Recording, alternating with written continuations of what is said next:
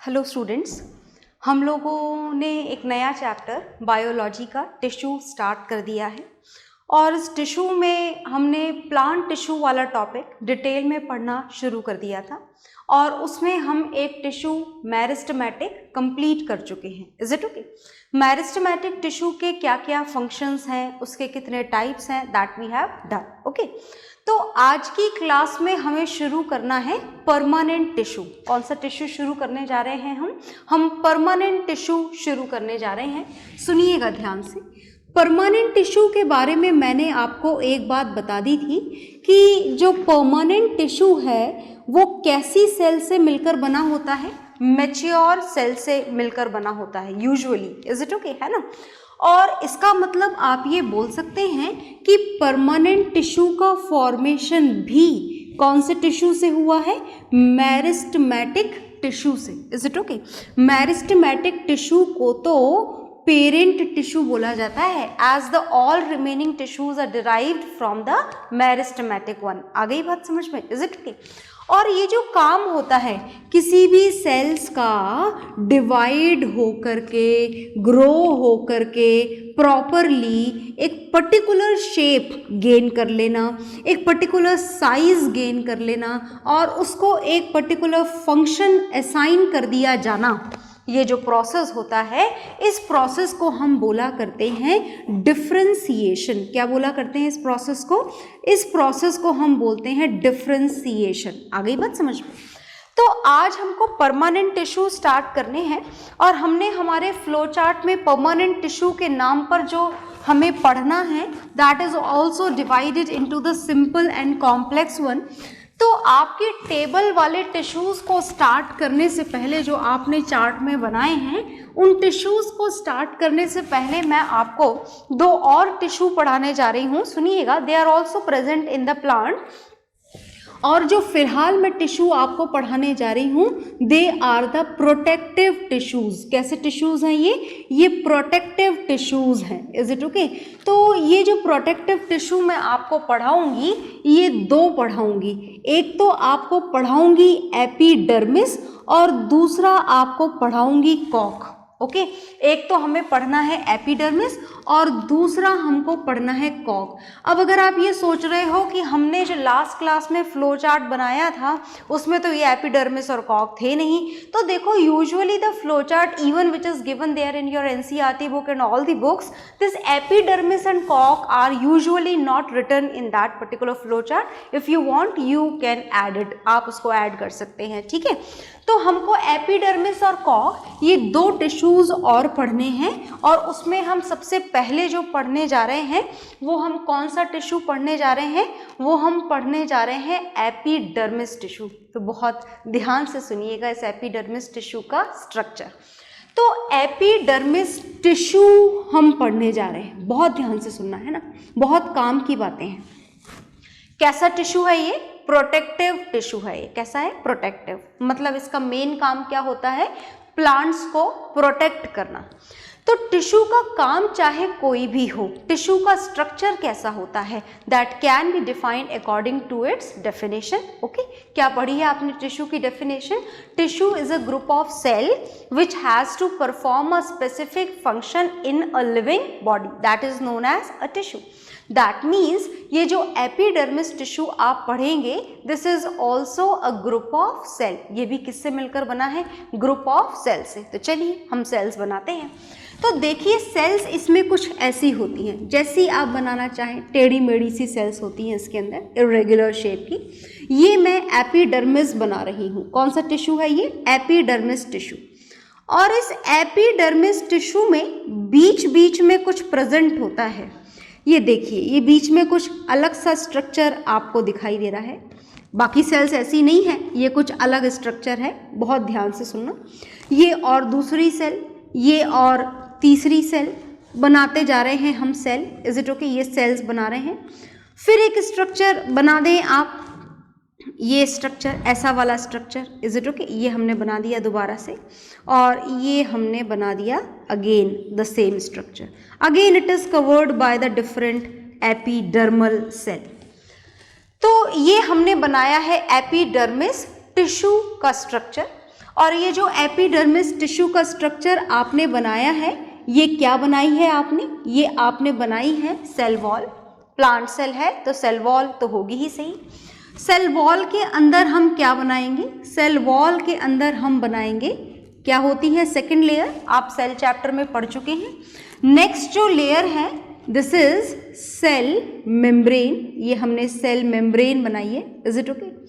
और फिर इस एपिडर्मल सेल में प्रेजेंट होता है एक बड़ा सा वैक्यूल, दिख रहा है आप लोगों को, तो ये हमने वैक्यूल बनाया है। और ये हम पहले से ही जानते हैं कि जब हम बात प्लांट टिश्यू की करते हैं या प्लांट सेल की करते हैं तो इनके अंदर जो वैक्यूल होता है उसका साइज कंपैरेटिवली कैसा होता है? Very big. तो ये बड़ा सा वैक्यूल आपने बनाया है और इस बड़े से वैक्यूल की बची हुई साइड में छोटी सी जगह के अंदर एक छोटा सा न्यूक्लियस प्रेजेंट होता है। तो ये मैंने आपके सामने एपिडर्मल सेल बना दी है, इज इट ओके। अब ये जो बीच बीच में आपको दिखाई दे रहा है, ये देखो यहाँ पर भी प्रेजेंट है, ये यहाँ पर भी प्रेजेंट है। मैं आपको इसके बारे में थोड़ा बताना चाहती हूँ। एक्चुअली ये पोर है, ये बीच वाली जो जगह आपको दिखाई दे रही है this is a pore, hole है ये, क्या है ये? Hole, pore, is it okay, जिसमें से कोई सी भी चीज पेड़ के अंदर एंटर हो पाए और कोई सी भी चीज पेड़ के बाहर जा पाए। ओके, बात समझ में आ गई। तो ये जो पोर है, इस पोर का नाम होता है स्टोमेटा। क्या नाम होता है इस पोर का? स्टोमेटा। इस स्टोमेटा को देखो मैं यहाँ पर भी बना देती हूँ, यहाँ स्पेस है हमारे पास में, ये पोर ऐसा होता है। अब अगर आपको एक कंफ्यूजन है कि इसमें पोर कौन सा है तो मैं आपको दोबारा याद दिला दूं कि ये जो बीच वाला पोर्शन आपको दिखाई दे रहा है ये है पोर, और इस पोर का नाम क्या है? इस पोर का नाम है स्टोमेटा। क्या नाम है इसका? Stomata, is it okay. And this pore is covered, is bounded by two cells, kidney shaped cell. एक सेल इधर की साइड आपको दिखाई दे रही है, दूसरी सेल दूसरी साइड आपको दिखाई दे रही है। तो ये जो सेल्स हैं ये हैं गार्ड सेल्स, ये गार्डिंग करती हैं। किसकी गार्डिंग करती हैं ये स्पोर स्टोमेटा की गार्डिंग करती हैं। तो ये कौन सी सेल्स हैं? गार्ड सेल्स हैं। ये कितनी होती हैं? 2। तो you can see in this epidermis tissue also this spore is bounded by 2 guard cell, number 1 and number 2, is it okay. Another pore जो हमने बनाया है यहाँ पर, this is also bounded by 2 guard cells, number 1 and number 2। तो these are the guard cells and they are always kidney shaped cells. कैसी sales होती हैं ये? किडनी शेप्ड सेल्स होती हैं। और इन किडनी शेप्ड गार्ड सेल्स की एक खास बात और होती है, और वो खास बात ये है कि इन गार्ड सेल्स में ये प्रेजेंट होते हैं। ये क्या है? ये है क्लोरोप्लास्ट। क्या प्रेजेंट है ये क्लोरोप्लास्ट है। ओके, तो चलिए मैं यहाँ पर इसकी भी लेबलिंग कर देती हूँ। तो दे आर द क्लोरोप्लास्ट। अच्छा, जानते तो हो ना क्लोरोप्लास्ट, क्लोरोप्लास्ट बार बार बोल रहे हैं यहाँ पर। What is the meaning of chloroplast? हमें बहुत अच्छे से पता है क्योंकि हमने सेल चैप्टर में पढ़ा है। ये जो क्लोरोप्लास्ट होते हैं they are the site of photosynthesis. मतलब प्लांट्स में जो फोटोसिंथेसिस की रिएक्शन होती है ना, वो इन्हीं क्लोरोप्लास्ट के अंदर होती है, जो इन गार्ड सेल्स में आपको ये दिखाई दे रहे हैं ना, ये इतने सारे क्लोरोप्लास्ट। आ गई बात समझ में? तो हमें ये एपिडर्मिस टिश्यू का स्ट्रक्चर थोड़ा थोड़ा समझ में आ गया है। ये ऐसी होती हैं इस एपिडर्मिस टिश्यू की सेल्स, जिन्हें आप कौन सी सेल्स बोलते हैं? जिन्हें आप एपिडर्मल सेल्स बोलते हैं। कौन सी सेल्स बोलते हैं? Epidermal cells. कैसी सेल्स दिखाई दे रही हैं हमको? Irregular in shape, this is cell wall, another one is cell membrane and a very big vacuole is present in it and a very small nucleus is found in it, and in some spaces of this epidermis tissue these pores are present. These pores are known as stomata. Okay, and these pores are bounded with the 2 kidney shaped cells which are known as guard cells. Is it okay? तो चलिए, हमें epidermis के बारे में बहुत सारी बातें समझ में आ गई। अब जो बातें हमें समझ में आई हैं वो हम यहाँ लिख लेते हैं। देखिएगा ध्यान से, हम इस एपिडर्मिस टिश्यू के बारे में जानने वाले हैं और मैं आपको यहाँ पर नोट डाउन करवाऊँ उससे पहले आप इस फिगर को बना लीजिए ताकि हम इनके पॉइंट्स को लिख पाएँ, क्योंकि मुझे फिगर यहाँ से रफ करना पड़ेगा as we need some space to write down. Okay, तो बना लीजिए इसे।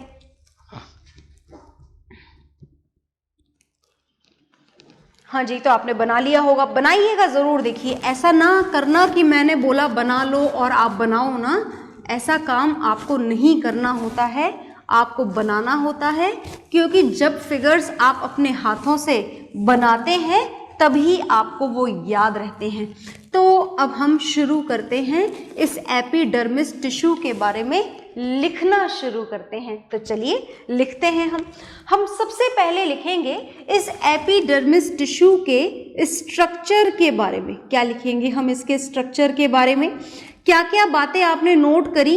अगर आपने फिगर बना लिया है तो आप वहाँ से देखते जाएं कि मैं सही लिख रही हूँ या नहीं, और चेक करते जाएं यहाँ पर। तो these are the cells in epidermis tissue are having, क्या क्या लिख दें, क्या क्या पता लगा हमें? Are having a very large vacuole. कैसा वैक्यूल प्रेजेंट होता है? बहुत ही बड़ा वैक्यूल इनके अंदर प्रेजेंट होता है। और बहुत बड़े से वैक्यूल के साथ साथ क्या प्रेजेंट होता है? एक छोटा सा nucleus and a very small nucleus. कैसा न्यूक्लियस प्रेजेंट होता है? छोटा सा न्यूक्लियस प्रेजेंट होता है। तो ये बात तो सही है कि एपिडर्मिस सेल का आपने स्ट्रक्चर जाना, पर इससे ज़्यादा इम्पॉर्टेंट बात यह है कि आखिर ये एपिडर्मिस पेड़ के अंदर प्रेजेंट होता कहाँ पर है ना? कोई तो जगह होगी जहाँ प्रेजेंट होता है। जैसे आपने मेरिस्टेमेटिक में देखा कि एपिकल मेरिस्टेमेटिक अलग जगह होता है, लेटरल मेरिस्टेमेटिक अलग जगह होता है, इंटरकैलरी अलग जगह होता है। तो when we want to know about this epidermis tissue, तो आखिर ये एपिडर्मिस टिश्यू कहाँ पर होता है? तो चलिए जान लेते हैं। देखिएगा ध्यान से, it is the outermost layer. ये पेड़ की आउटर मोस्ट लेयर होती है। It is the outermost layer of, सबकी आउटर मोस्ट लेयर, स्टेम की आउटर मोस्ट लेयर, रूट्स की आउटर मोस्ट लेयर, लीव्स की आउटर मोस्ट लेयर, मतलब सबकी आउटर मोस्ट लेयर। ये पेड़ की आउटर मोस्ट लेयर का फॉर्मेशन करती है कौन सा टिश्यू? Epidermis tissue. मतलब आप यूं मान लो कि जैसे आपकी बॉडी की आउटर मोस्ट लेयर क्या होती है? Skin. In the same way पेड़ की आउटर मोस्ट लेयर क्या होती है? Epidermis tissue. अब ध्यान से देखना, जैसे मैंने, है ना, एक हम एनिमेटेड सा फिगर यहाँ पर बनाने जा रहे हैं, बहुत ध्यान से देखना। जैसे मैंने पेड़ ऐसा बनाया, ऐसे ही बनाते हैं ना हम बचपन से लेकर सीनरी में। तो सुनिए ध्यान से, जैसे मैंने आपको बोला कि this is the outermost layer, तो मैं आपको बोल रही हूँ कि आउटर मोस्ट लेयर किसकी बनी हुई होती है? एपिडर्मिस की। अब सुनिएगा ध्यान से, ये एपिडर्मिस टिश्यू की बनी हुई होती है। मतलब यहाँ पर क्या प्रेजेंट है? सेल्स। कौन सी वाली सेल्स प्रेजेंट हैं? Epidermal cells. कौन सी सेल्स है ये? Epidermal cells. तो इन एपिडर्मल सेल्स में से एक सब्सटेंस निकलता रहता है। कैसा सब्सटेंस निकलता है? सुनिएगा ध्यान से, इस एपिडर्मल सेल में से एक सब्सटेंस निकलता है और उस सब्सटेंस का नाम होता है क्यूटिन। और ये सब्सटेंस कैसा होता है? एक चिपचिपा सा वैक्सी वाटर प्रूफ सब्सटेंस होता है। कैसा सब्सटेंस होता है? वैक्सी वाटर प्रूफ सब्सटेंस। इस वैक्सी वाटर प्रूफ सब्सटेंस का फॉर्मेशन कहाँ से हो रहा है? इन सेल्स में से। Is it okay? और क्या नाम है इस वैक्सी वाटर प्रूफ सब्सटेंस का? क्यूटिन। तो बहुत ध्यान से सुनना कि मैंने आपको बताया कि इस पेड़ की आउटर मोस्ट लेयर किसकी बनी हुई है? एपिडर्मिस की। और एपिडर्मिस की जो सेल्स हैं उसमें से लगातार ये कौन सा सब्सटेंस निकल रहा है? क्यूटिन। कौन सा सब्सटेंस निकल रहा है? क्यूटिन। तो ये जो सब्सटेंस निकला है क्यूटिन, ये इसके ऊपर एक और लेयर बना लेता है। मतलब एपिडर्मिस के ऊपर एक और लेयर प्रेजेंट होती है and this is of the substance cutin and this cutin is released by the epidermal cell. किस में से रिलीज हो रहा है ये? एपिडर्मल सेल में से रिलीज हो रहा है। और ये जो एक लेयर बन गई है इस सब्सटेंस क्यूटिन की, this layer of this substance cutin is known as cuticle. क्या बोला जाता है इस लेयर को? इस लेयर को बोला जाता है cuticle. So you can say this cutin, which is a waxy substance, waterproof substance, form a layer around the plant, around the epidermis, and this layer is known as cuticle. इस layer को क्या बोला जाता है? Cuticle.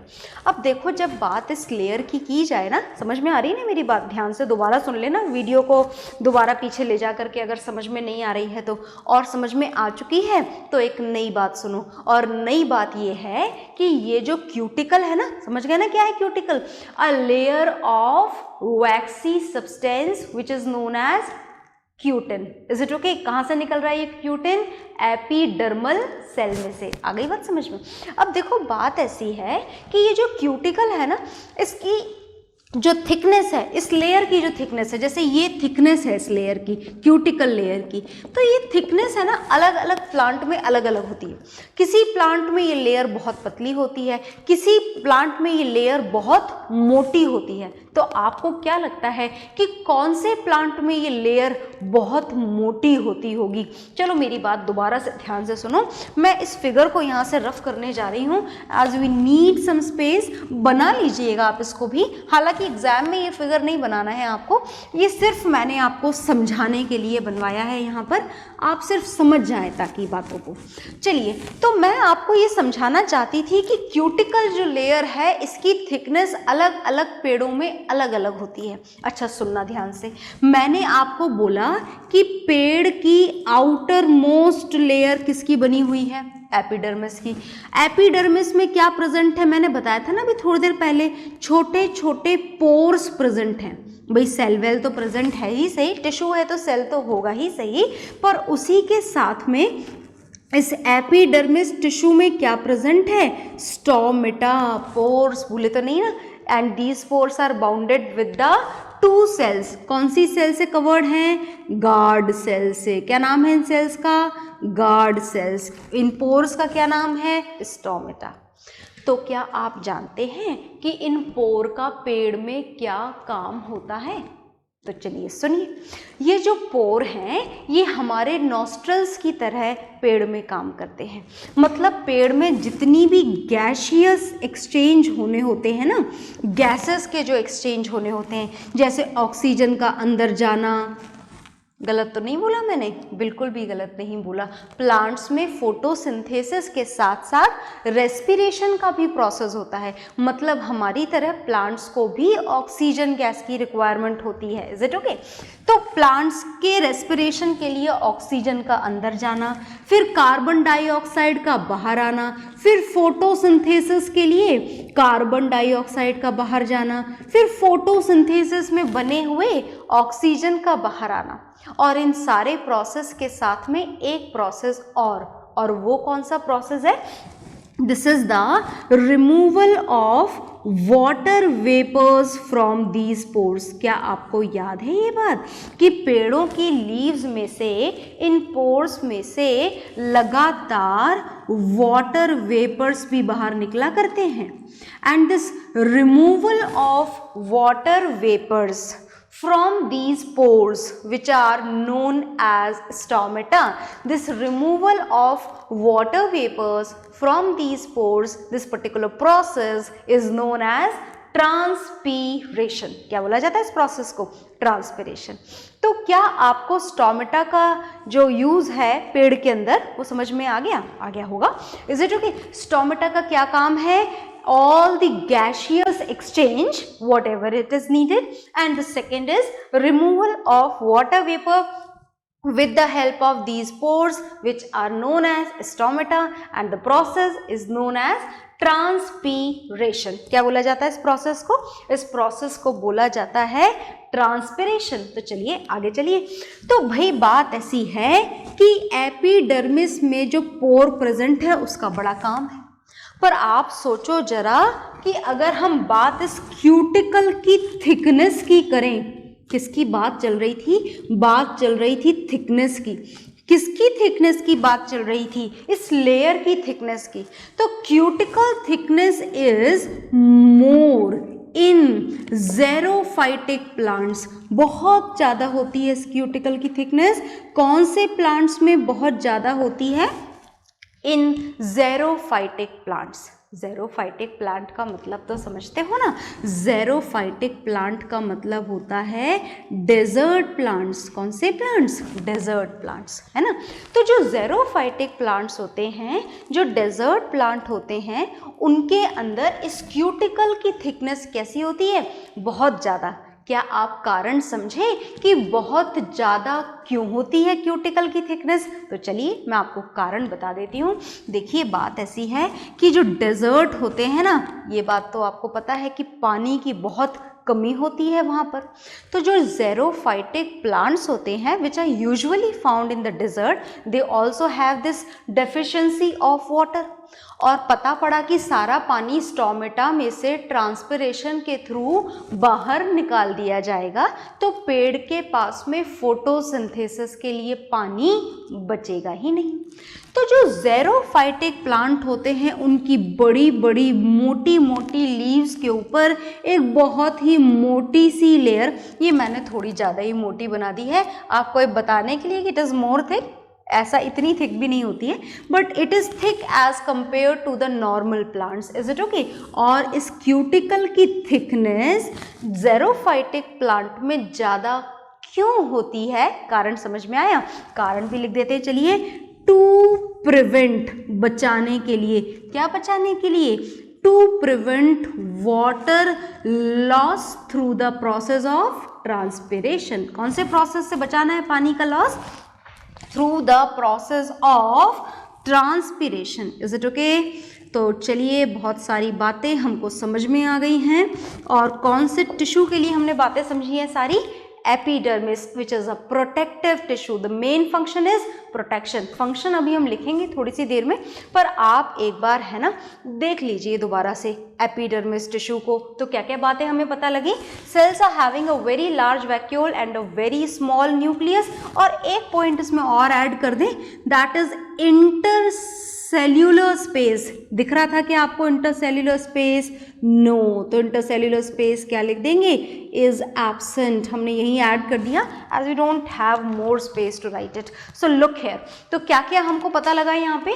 Sales are having a very large vacuole, देखा था हमने, vacuole बना रखा है आप लोगों ने शायद figure, and a very small nucleus, and intercellular space is absent. There is no intercellular space in the epidermis tissue. Okay, आगे देखिए, this is the outermost layer. आपके स्टेम की, रूट की, लीव्स की, सब जगह की जो आउटर मोस्ट लेयर है वो कौन से टिश्यू से बनी हुई है? एपिडर्मिस से। जैसे ह्यूमन बॉडी की आउटर मोस्ट लेयर किससे बनी हुई है? स्किन से। Is it okay? इसी तरीके से प्लांट्स की आउटर मोस्ट लेयर किससे बनी हुई है? एपिडर्मिस टिश्यू से। ओके, आगे देखिए। नेक्स्ट हमने पढ़ा कि एपिडर्मिस टिश्यू के ऊपर भी एक चिपचिपा सा सब्सटेंस होता है, और उस चिपचिपे से वैक्सी सब्सटेंस का नाम होता है क्यूटिन। और इस क्यूटिन की एक और लेयर बन जाती है इस कारण से एपिडर्मिस टिश्यू के ऊपर, and this layer is known as cuticle. ये सब्सटेंस कहाँ से निकला? एपिडर्मल सेल्स में से निकला। आगे आ जाइए। आगे है क्यूटिकल की थिकनेस की अगर बात करें तो इट वेरीज, है, अलग अलग वेरी करती है। कुछ प्लांट में इसकी थिकनेस ज़्यादा होती है, कुछ में कम होती है। But specially if you want to talk about the xerophytic plant which are found in the desert, then there is a very thick layer of cuticle. तो इतनी मोटी थिक लेयर क्यों होती है डेजर्ट प्लांट में? एक ही कारण से, to prevent water loss through the process of transpiration. इतनी मोटी लेयर होगी तो जो पानी है वो स्टोमेटा पोर में से इतनी आसानी से निकलकर एनवायरनमेंट में नहीं जा पाएगा, और जाना चाहिए भी नहीं, क्योंकि पानी बचा के रखना है। कौन से प्लांट्स को? डेजर्ट प्लांट को।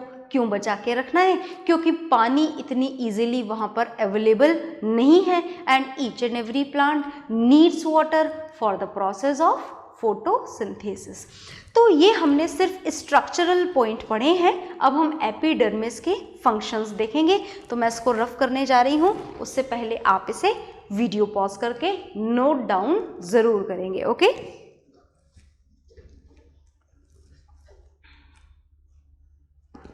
तो आपने ये नोट डाउन कर लिया होगा।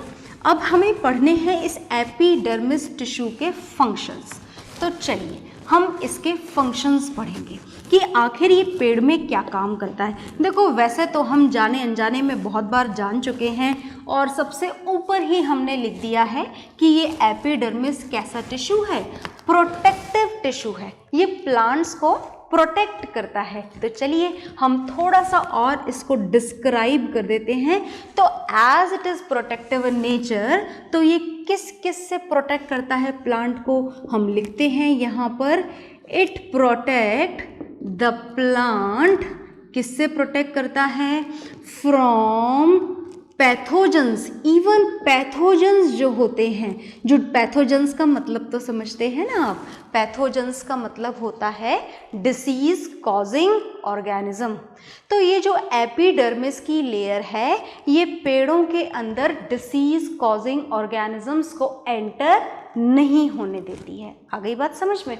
तो it protects the plant from pathogens. और किससे बचाता है, किसी भी चीज़ से, from any type of infection, किसी भी इन्फेक्शन से बचाने के लिए भी कौन सा टिश्यू रिस्पॉन्सिबल है, epidermis tissue, as this is the outermost layer of the plant. चलिए सेकेंड जो इसका काम है, that is it prevents water loss from the plant. It prevent water loss from the plant, especially from the xerophytic plants. Is it okay?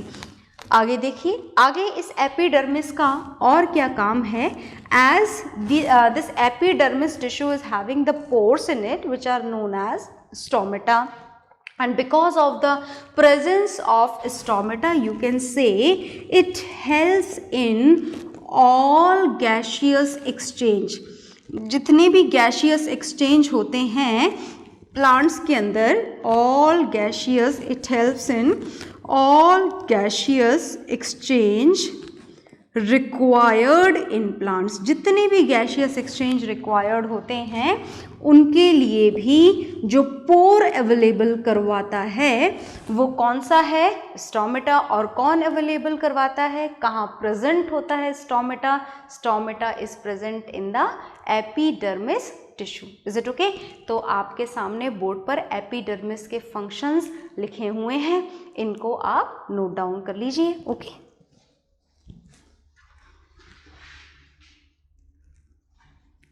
तो आपने ये note down कर लिए होंगे, इनको लर्न भी करिएगा।